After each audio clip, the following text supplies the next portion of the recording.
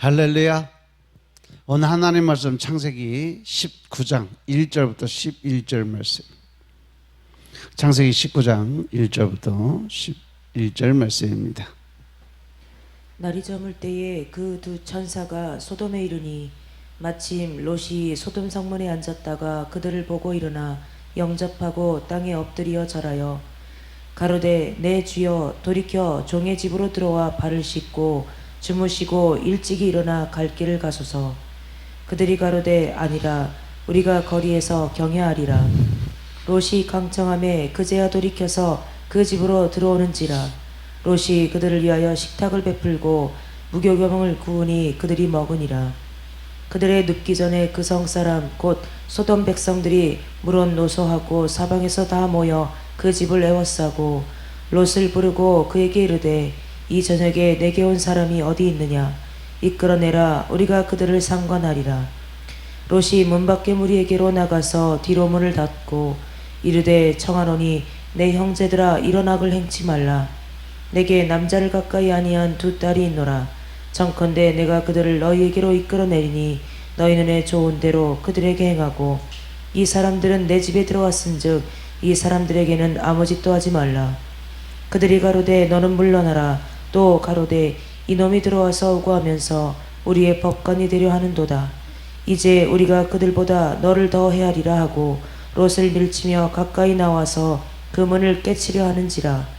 그 사람들이 손을 내밀어 롯을 집으로 끌어들이고 문을 닫으며 문 밖에 무리로 물온대소하고 그 눈을 어둡게 하니 그들이 문을 찾느라고 곤비하였더라. 아멘. 할렐루야. 이제 오늘 이 말씀은 소돔과 고모라 성의 심판을 이렇게 다루고 있어요. 창세기 18장에서 하나님께서 소돔의 죄에 대해서 설명을 하시고 이미 그 모든 죄악을 알고 계셨다라고 했어요. 알고 계시지만 직접 내려와서 확인하셨어요. 그 죄가 어떤 건지 오늘 이 본문의 말씀을 보면 그들이 얼마나 이 많은 죄를 짓고 살아가는지 볼 수가 있어요.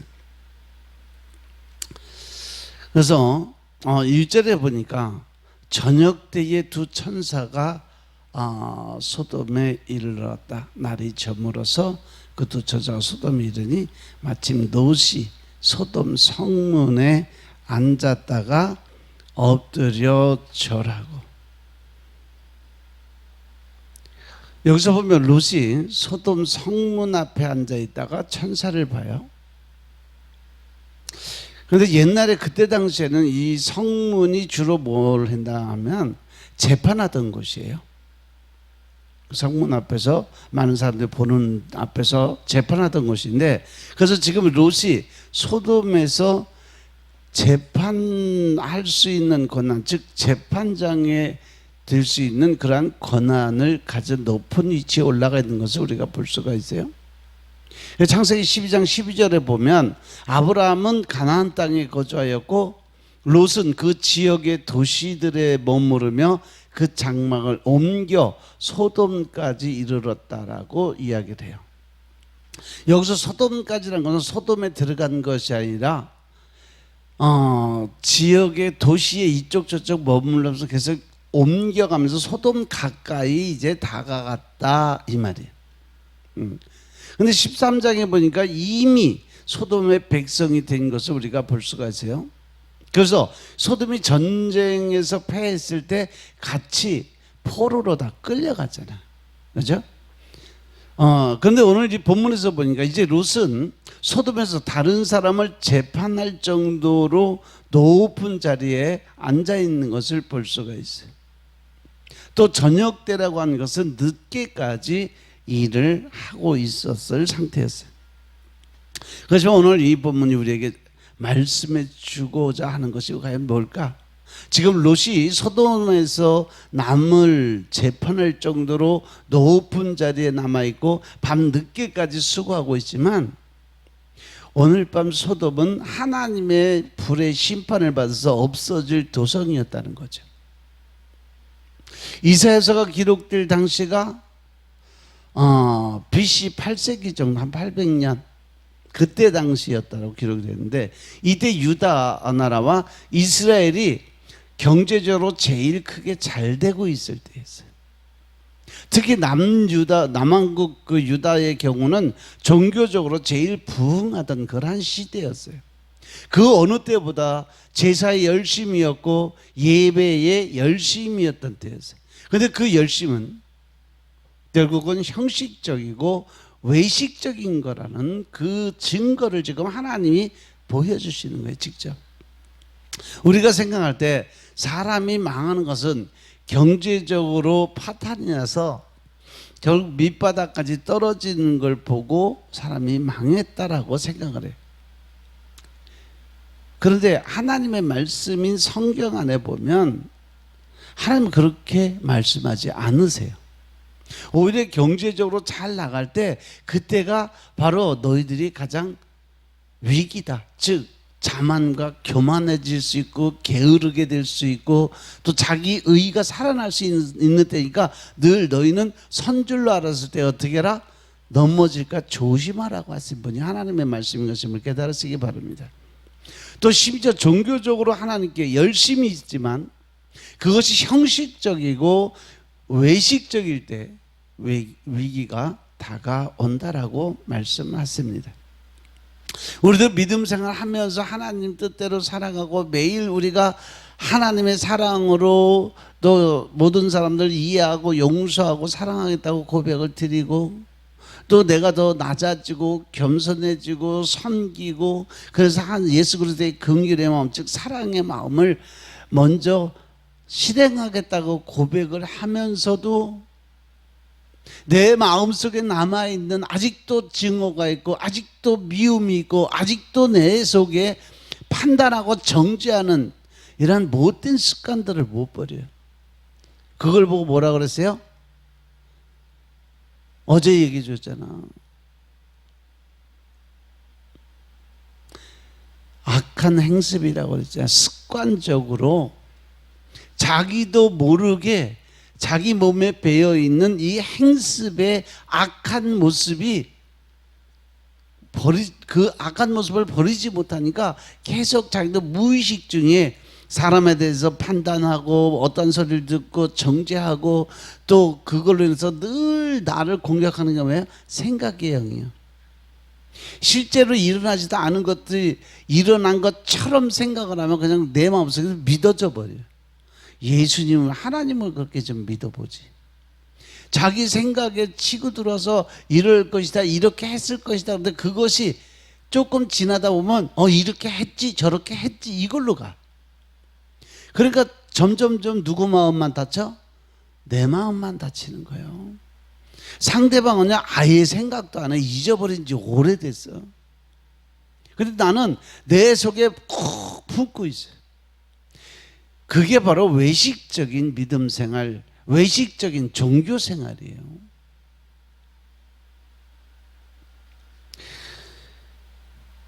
그럼 오늘 이 말씀을 보면서 여러분들 가장 큰 롯에 가지고 있는 문제가 뭘까? 단순히 그가 소돔에서 성공해서 높은 자리에 앉아 있다는 것 아니에요. 롯의 가장 큰 문제는 하나님과의 관계적인 측면에서 하나님을 너무 모르고 있었다는 거죠. 그러면 하나님과의 관계에서 문제가 있다면 어떻게 알 수 있냐? 그것은 롯이 사람을 어떻게 대했느냐에 보면 오늘 이 말씀 쭉 11절까지 보면 롯의 그 본질적인 마음이 보여요. 이 19장 말씀을 18장과 대조해서 보면 답이 나와요. 창세기 18장에서 아브라함은 만물의 상수리 숲에서 하나님과 교제를 하고 있었어요. 그죠? 그러다가 나그네를 맞이해요. 그런데 롯은 어때요? 이 말씀 쭉 읽어보면 롯이 하나님께 예배드리고 감사드리는 부분은 하나도 안 나와요. 그냥 자기가 잘 먹고 잘 사는 그래서 많은 종들 거느리고 부를 누리고 그러고 살아가는 모습으로 나오지 자기가 받은 것에 대해서 하나님께 감사드리고 또 그 좋은 땅 안으로 들어갔음에도 하나님께 감사 예배를 드렸다는 구절은 하나도 없어요. 그죠? 그냥 단순히 성문 앞에서 누구를 기다린 건지 아니면 또 잘못한 사람들 심판하고 정죄하기 위해서 기다리고 있었는지 그건 모르지만 아무튼 성문 앞에 앉아있어. 그리고 당시 풍습대로 2절에 보니까 그 사람들을 맞이합니다. 그리고 롯도 그 나그네들을 대접을 해요. 그런데 이 3절에 가서 보니까 롯이 간청을 해서 그냥 들어와서 식사라도 하고 가세요 그랬더니 우린 그냥 나가서 바깥에서 그냥 길거리 숙박하고 그리고 내가 알아서 먹을게 그랬더니 롯이 간청을 해서 그때야 돌이켜서 그 집으로 들어왔다 그랬어요. 그런데 거기서 음식을 대접하는 것도 보면 롯이 그들을 위해서 뭐를 했어요? 식탁을 베풀고 무교병을 구웠다라고 그랬어요. 앞에서 18장에 보면 아브라함은요 고운 가루 세스하러 대접을 했고 또 송아지를 잡아서 대접을 했어요. 근데 롯은 무교병을 구워서 대접을 했다라고 기록이 되어 있습니다. 무교병이라는 게 뭐예요? 누룩을 넣지 않는 그냥 아무 니맛 내맛도 없는 그러한 이 빵덩어리예요. 그걸 그냥 그것만 대접을 했다는 거예요. 지금으로 말한다면 우리 집에 귀한 손님이 왔는데 그냥 대충 국수나 끓여주고 라면이나 끓여주고 그렇게 대접해서 보냈다는 얘기예요. 이것이 하나님을 대접하는 롯의 본질적 그 모습이었다는 거죠. 왜냐하면 마태복음 25장에 보면 예수님이 나그네, 지나가는 나그네, 가난한 자, 고아, 과부 이 사람들에게 한 것이 바로 나에게 한 것이다라고 말씀하셨는데 나그네들을 이렇게 소홀하게 대접하는 것이 바로 하나님을 그렇게 소홀하게 대접했다는 것이죠. 이 말씀을 보면서 한번 나는 하나님 앞에 어떻게 섰나 한번 나를 한번 돌아보는 거죠. 나와 하나님과의 관계가 어떠한지 알 수가 있습니다. 사람이 힘이 있어 보이는 사람들에게 한 모습이 아니에요. 힘이 있어 보이는 사람에게는 아주 극진한 대접을 하고 힘이 없어 보이는 고아나 과부나 이 거지 같은 사람들에게는 함부로 대한다면 그것이 그 사람과 하나님과의 관계에는 그렇게 쌓아가고 있다는 거죠. 세상 사람들 힘이 없는 사람들에게는 굽슬거려. 이것이 사단의 속성이에요. 사단은요 강한 자에게는 꼬랑지 탁 내려서 아부를 살살하고 손바닥 비비고 그러고 살아가요. 그 대신 약한 자들은요 아주 짓누르고 밟고 더 낮추려고 노력을 해요. 왜 그런지 아세요? 바로 그 안에는 하나님이 안 계셔서 그래요. 성령님이 그 안에 안 계시기 때문에 그래요. 여러분들이 진짜 하나님을 사랑하신다면 하나님과 진정한 사랑의 교제를 나누고 살아가신다면 나그네와 같은 사람을 하나님을 대하는 것처럼 나약한 자, 병약한 자, 또 마음의 상처를 받아서 아프고 슬픈 자들 하나님을 대하는 것처럼 섬기고 헌신하고 살아갈 수 있는 여러분들의 삶이 되시길 좀 축원합니다. 이와 같이 롯의 문제는 세상으로 성공하고 바쁜 삶이었지만 하나님과의 관계에서는 전혀 하나님과 관계없는 삶을 살았다는 거죠. 그래서 나그네를 대접하는데 세상 방식으로 대접을 하고 있어요. 근데 그 나그네가 바로 하나님이 보낸 하나님의 종인 천사의 역할을 담당했던 사람들이라는 거죠.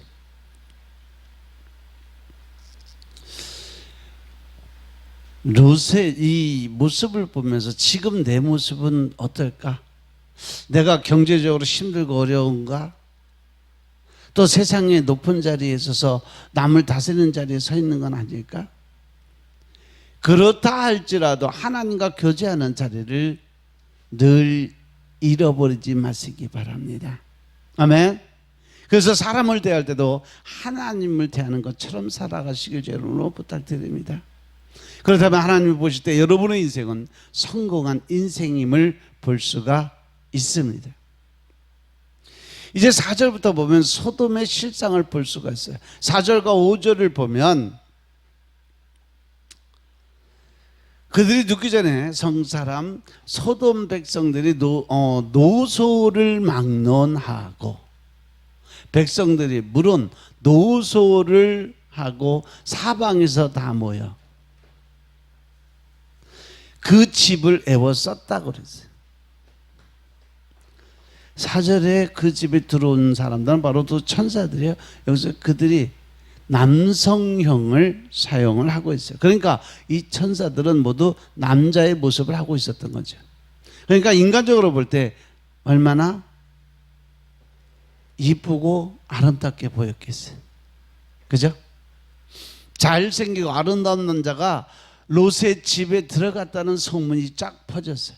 그러니까 소돔 백성들이 젊은 사람, 늙은 사람 막론하고 원근에 모여서 롯의 집을 애워쌉니다. 그리고 오늘 밤 내게 온 사람들이 어디 있느냐? 이끌어내라. 우리가 그들을 상관하겠다라고 이야기를 해요.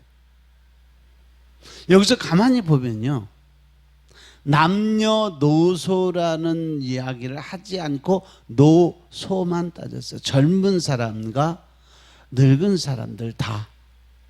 그런데 그 단어가 남성형이기 때문에 남자들이 다 그렇게 떼거지로 몰려왔다는 얘기예요. 여자 얘기는 없어요. 또 노소를 모두 남성형을 사용하고 있어요. 여기서 상관하겠다는 것은 야다라는 단어를 쓰는데, 즉 성적 관계를 갖는다라는 의미의 단어가 바로 야다예요. 그래서 야다는 아담과 하와가 동침했을 때 사용한 단어가 야다라는 단어예요. 또 8절에서 보면 롯이 자기 딸을 내어주려고 하면서 남자를 가까이 하지 아니한 딸이라고 하는데, 가까이라는 것도 같은 야다라는 단어를 써요. 즉 성관계를 하지 않은 수천년, 벌진의 의미를 가지고 있어요.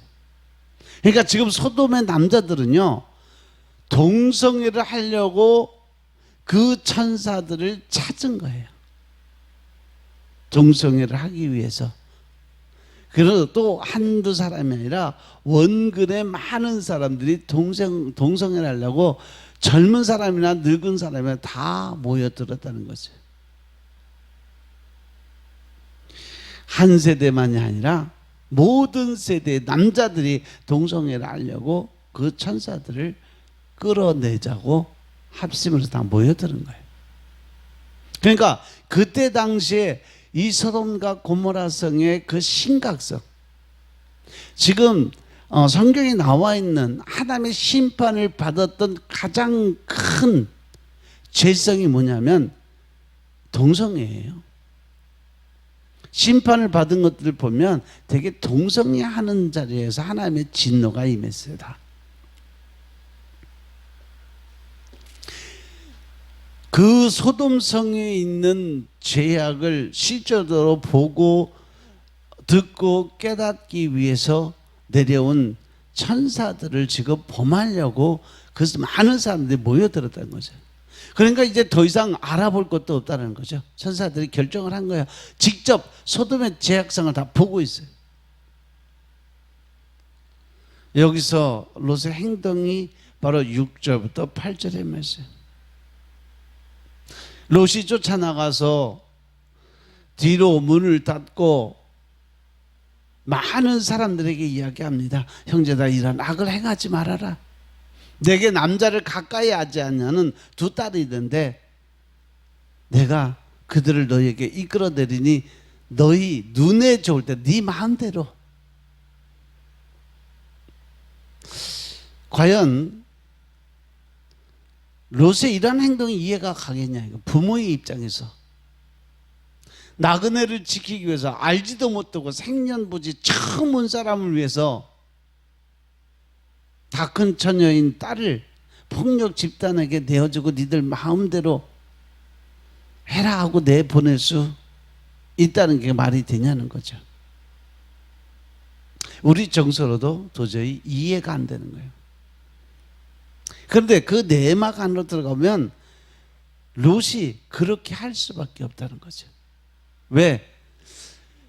롯이 이 천사들을 지키기 위해서 과연 딸을 내보내주겠다고 얘기했을까? 실질적으로 그렇지 않다는 거죠. 여기서 롯은 단순히 자기 체면을 지키기 위해서 자기 딸들을 내어주기로 작정을 한 거예요. 왜냐하면 이 중동 지방에는요, 나그네를 대접하는 것을 통해서 그 사람들의 체면을 세워줘요. 사람들을 인정을 해요. 그래서 나그네를 잘 대접하면 그 집에 어른의 체면이 서고 위상이 높여진다, 이렇게 생각을 해요. 그러니까 롯이 동성애에 대해서는 잘못이라고 생각하지만 이미 소돔은 타락한 성문화에 빠져 있고 잘못된 체면 문화에 빠져 있었다는 거죠. 그러고 나니까 10절 11절에 보면 그 사람들, 즉 천사들이 손을 내밀어서 롯을 집 안으로 끌어들이고 문을 닫아버립니다. 결정하셨다는 거죠, 하나님이. 그래서 문 밖에 머리를 대서 막론하고 그 눈을 어둡게 하고 그들이 문을 찾지 못하게 흑암의 세계로 만들어버려. 아무것도 안 보이게 만들어져. 이제 천사들이 손을 내밀어서 롯을 집 안에 끌어들이고 대문을 닫습니다. 그리고 문 밖에 무리들의 눈을 어둡게 해버렸어요. 이것은 하나님이 보내신 천사이기 때문에 가능했다는 얘기죠. 하나님의 능력이 그 자리에 들어왔으니까. 만일 조금이라도 소돔 사람들이 영적으로 민감했다면 여기서 자기들의 잘못된 것을 깨닫고 중단해야 되지 않았을까?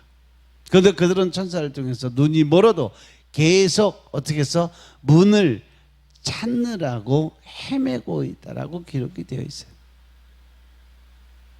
그리고 12절에 보니까 이제 천사가 롯에게 이야기합니다.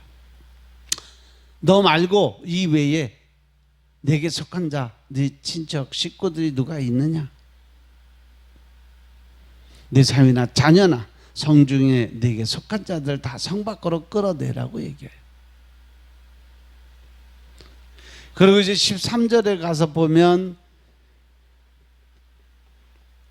그들에 대해서 부르짖음이 여호와 앞에 크므로 여호와께서 우리로 이곳을 멸하러 보내셨나니 우리가 말하리라 라고 멸하겠다고 이야기를 합니다. 그런데 영적으로 깨어있고 더 나아가서 하나님 안에 들어가 있는 사람들은 하나님의 말씀이 선포되면 그 자리에서 딱 무릎 꿇고 회개부터 하는데 14절에 가서 보니까 전혀 그런 사람들이 없어요. 롯이 나가서 그 딸들과 정원한 사위들에게 구하여 이르되 여호와께서 이 성을 멸하실 터이니까 너희는 일어나서 이곳에서 떠나라 얘기하는데 그 사위들이 어떻게 들어요? 하나님의 말씀을 농담으로 받아들이고 있어요. 여러분들 여기 설교 들을 때도 마찬가지예요. 하나님께서 하나님의 말씀을 선포하게 만들어서 선포하는데 저건 목사님의 소리고 사람의 소리고 이건 또 누가 들어야 될 소리고 자기가 받아먹는 게 없고 자기의 죄성을 깨닫는 게 없으면 결국 그게 외식이라는 거죠. 롯이 소돔을 멸망하리라는 하나님의 말씀을 믿었어요. 롯은. 그래서 결혼한 사위 딸들에게 하나님의 말씀을 전해요. 근데 이 사위나 딸들은요, 롯의 말을 농담으로 여겼다고 그랬어요. 과연 사위될 사람들이 장인의 그 이야기를 농담으로 들은 것이 누구의 문제일까? 제일 먼저 롯의 문제예요. 평상시 롯이 사위들에게 어떻게 했기에 이러한 급한 상황에서 롯의 말을, 장인어른의 말을 농담으로 듣고 비웃고 그냥 무시해버렸게 되는 거죠. 사위들도 마찬가지, 누구를 통해서라도 하나님의 말씀이 선포되는 자리예요. 그러면 우리가 하나님을 알고 있는 사람들은요, 그 하나님의 말씀을 받기 위해서 늘 준비가 돼 있어야 된다는 거죠. 하나님의 말씀을 농담으로 듣는 사람들도 문제예요. 아마도 이들은 롯의 위치로 봐서 소돔에서 유력한 집안의 사람들로 보여요. 그런데 세상으로 아무리 높은 집안이라도 하나님의 말씀을 농담으로 듣는 사람은 결국 멸망을 받을 수밖에 없다라는 것을 지금 하나님께서 말씀으로 주고 계심을 깨달으시기 바랍니다. 여러분들에게 하나님의 말씀이 선포되고 여러분들이 받아서 감동이 오면요, 먼저 하나님 앞에 엎드려 회개 기도부터 드리세요. 그리고 하나님께서 내가 내 죄를 사하였노라 말씀하실 때까지 하나님 바지가락에 붙들고 늘어지세요.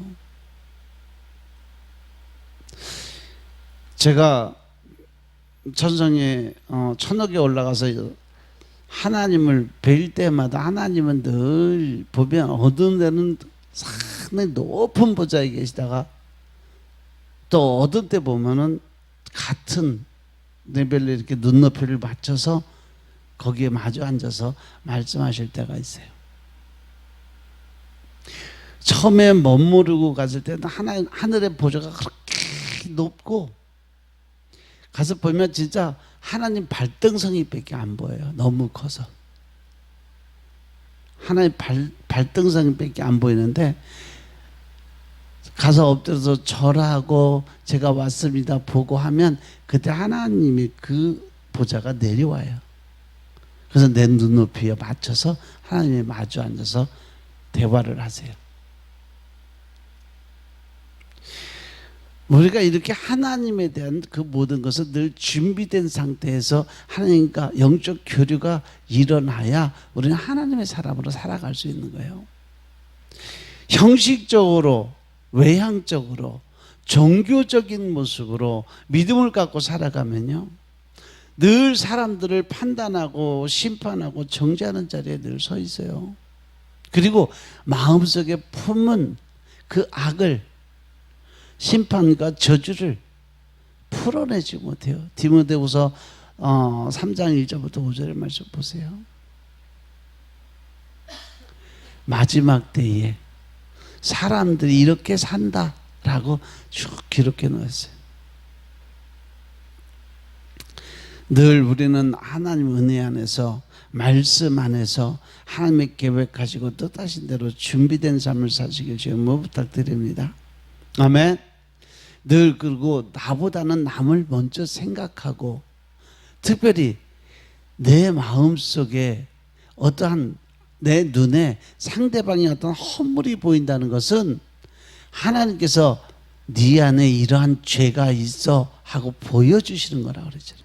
그러면 그 사람의 모습이나 행동을 보고 내가 먼저 나를 돌아보고 회개부터 드리고, 그리고 나서 그 사람을 위해서 중보하고 기도를 드려야 그것이 믿음을 가진 자의 모습이라는 거 명심하시고, 늘 중보자의 하나님께서 마지막으로 찾으시는 그 사람은 누구다? 중보자예요. 기도자예요. 하나님의 그 나라를 위해서 나보다 남을 먼저 생각할 수 있는 그러한 삶을 요구하신다는 것들 명심하시고 준비된 여러분의 삶이 되시길 주님으로 축원합니다. 기도드리겠습니다. 아버지 하나님 감사드립니다.